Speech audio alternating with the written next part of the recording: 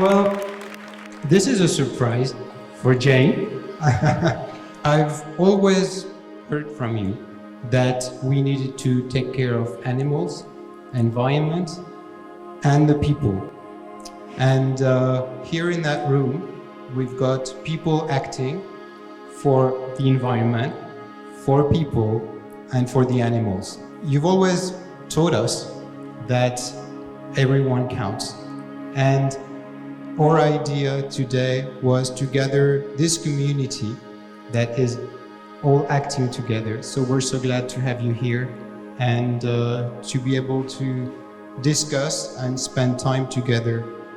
I think that's basically what the surprise is about. Thank you, Jane, for being with us and having given us so much. And well, maybe Jane wants to say a word.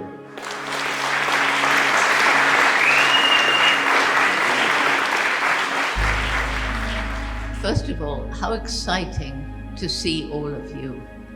And I know that you come from different kinds of organizations.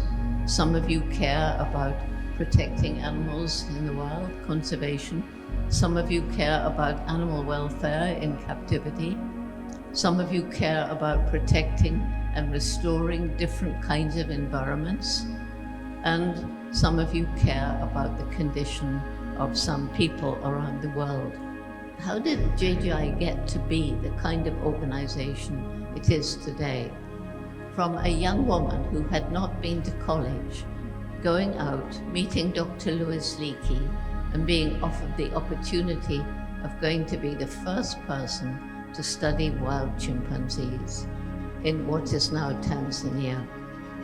And it was successful thanks to observing chimpanzees using and making tools, which was thought to be something only humans could do. And I only had money for 6 months. But after that discovery, the National Geographic said, okay, we'll continue to fund your research. And they were the best days of my life. After I'd been with the chimpanzees 2 years and got to know them as individuals, got to know about their community, got to know how like us they are in so many ways, including tragically violence, aggression, and a kind of primitive war, but also love, compassion, and altruism. I'm now going back to 1961, when I got to Cambridge University, because Leakey told me I had to have a degree to be taken seriously. And there was no time for an undergraduate degree. He got me a place in Cambridge to do a PhD in ethology.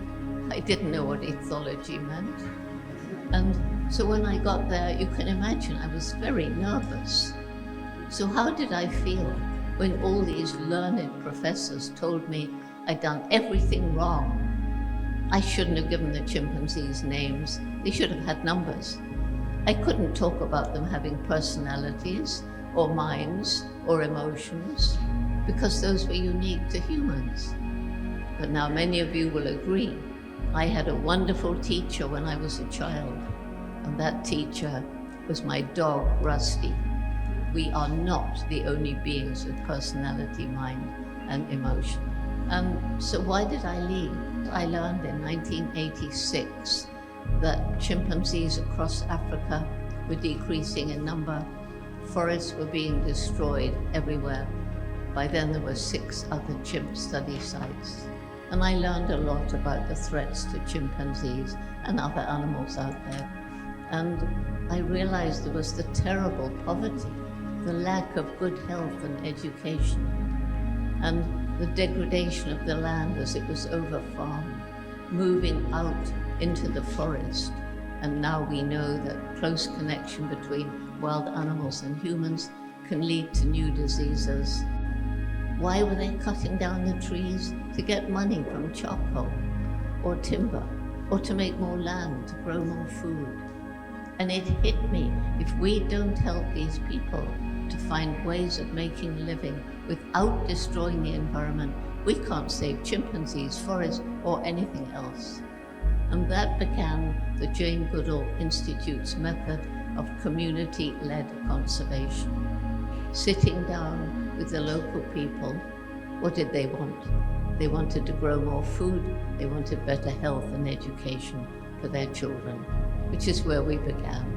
And it's ended up with scholarships to give girls a chance of secondary education, microfinance, introducing GIS, GPS, satellite imagery, so villagers can plan the land use, volunteers learning how to use iPhones or iTablets to monitor the health of the village forest reserves.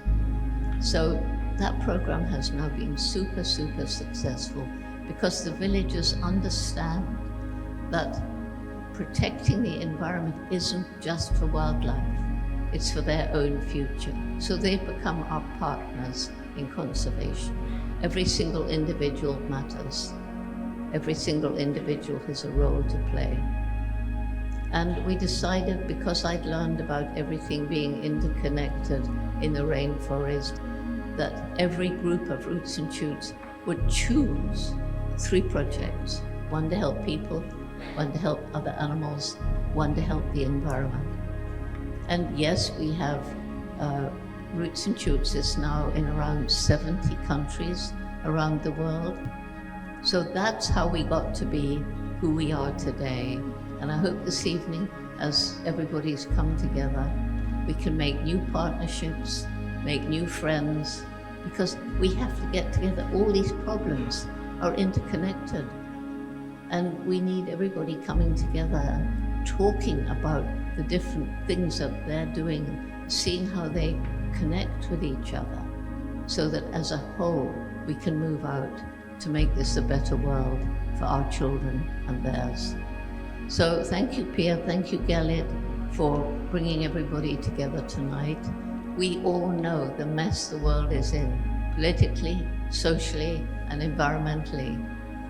And unless we get together, then we're never going to be able to slow down climate change or loss of biodiversity. Thank you.